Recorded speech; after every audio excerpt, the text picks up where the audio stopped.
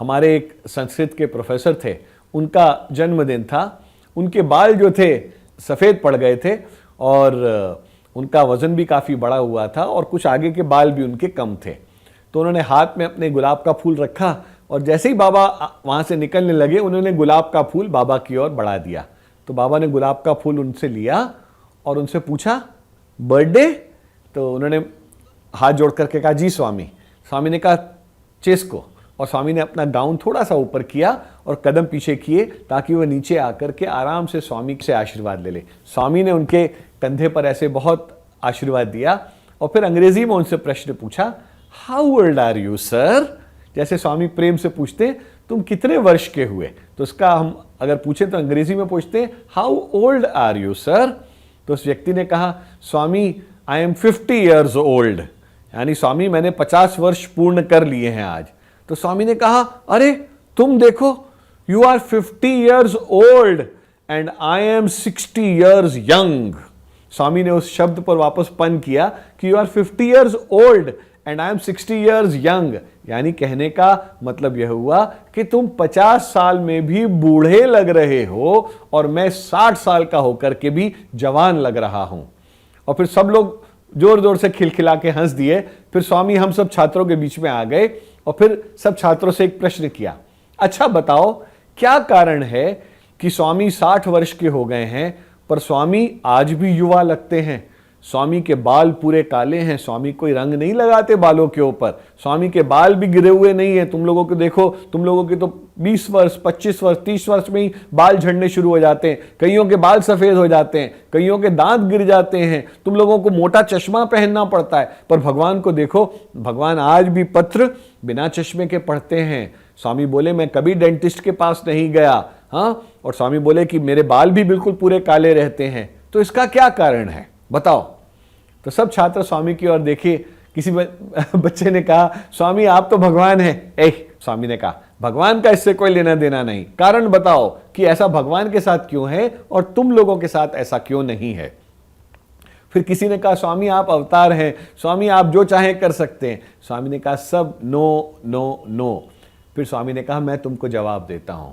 स्वामी बोलते हैं, इसका एक ही कारण है कि मेरे बाल इतने घने क्यों हैं 60 वर्ष में, पूरे काले क्यों हैं, मुझे चश्मा नहीं लगाना पड़ता, मेरे दांत भी पूर्ण रूप से स्वस्थ हैं।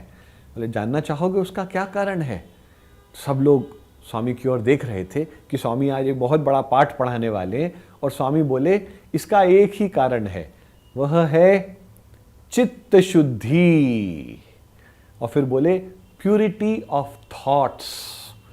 जब आपके विचार शुद्ध एवं निर्मल होंगे तो आपका शरीर भी सदा यौवन से भरपूर रहेगा और आप कभी बुजुर्ग नहीं दिखेंगे। और फिर कुछ बच्चों की ओर देख करके बोला, देखो ये बच्चे कोई 40 साल के 45 साल के, पर इनका चेहरा देख के लगता है मान लो 20 या 25 साल के। और वाकई आप स्वामी के छात्रों को देखिए, कोई भी छात्र अपनी उम्र से हमेशा कम लगता था और स्वामी ने उसका कारण हमको उस दिन समझाया। और स्वामी बोले, चित्त शुद्धि। बोले, जब विचार निर्मल रखोगे, विचार अच्छे रखोगे तो अपने आप आपका शरीर भी आपका साथ देगा। फिर किसी प्रोफेसर ने स्वामी से पूछा, स्वामी अगर हम लोग भी अपने जीवन में चित्त शुद्धि लाना चाहें तो इसके लिए क्या उपाय करना चाहिए? तो स्वामी बहुत उसके प्रश्न से प्रसन्न हुए और स्वामी ने कहा, चित्त शुद्धि लाने का केवल 2 सुंदर उपाय मैं आपको बताता हूं। और स्वामी ने कहा, वह है व्यक्तिगत साधना। और उस व्यक्तिगत साधना के अंदर स्वामी ने कहा, एक तो निरंतर नाम स्मरण करो और ध्यान करो। स्वामी कहते, जब आप निरंतर नाम स्मरण करेंगे, और स्वामी ने फिर हाथ से बोला, रामा कृष्णा गोविंदा माधवा, जोर जोर से बोलो। जब जोर जोर से बोलोगे तो जो तुम्हारे मन मस्तिष्क के ऊपर जो षड रिपु चिड़ियां बन करके बैठी हुई हैं और शोर मचा रही हैं, तुमको ध्यान नहीं करने दे रही हैं, जो कि काम क्रोध लोभ मोह, ये मदाग्नि जो बैठी हुई है तुम्हारे ऊपर, यह सब एक एक करके उड़ जाएंगी और तुम अपने आप ध्यान की ओर अग्रसर हो जाओगे। और फिर स्वामी ने एक और चीज बोली, इसके अलावा जब भी किसी व्यक्ति की सेवा करने का मौका आए तो कभी मत चूकना। और स्वामी बोले, जब यह कार्य करोगे तो आपको भी चित्त शुद्धि प्राप्त होगी। और जब चित्त शुद्धि प्राप्त होगी तो आप भी सदा अच्छे दिखोगे, तुम्हारे चेहरे पर तेज दिखेगा और आपको यूं लगेगा कि you are young and not old, ऐसा भगवान ने कहा। तो देखिए कितनी सुंदर तरीके से भगवान ने बताया कि आपको किसी ब्यूटी पार्लर जाने की आवश्यकता नहीं है, आपको फेशियल कराने की आवश्यकता नहीं है, आपको केवल अपने विचारों का रुख मोड़ना है। जब आप विचार निर्मल कर लेंगे, प्रभु की ओर केंद्रित कर देंगे, तो जो कुछ आपके हृदय से निकलेगा वह प्रभु को समर्पित होगा। और जब प्रभु को समर्पित होगा तो यह शरीर जो है यह एक वाहन बन जाएगा आपके लिए, आपको प्रभु के चरणों की ओर ले जाने के लिए।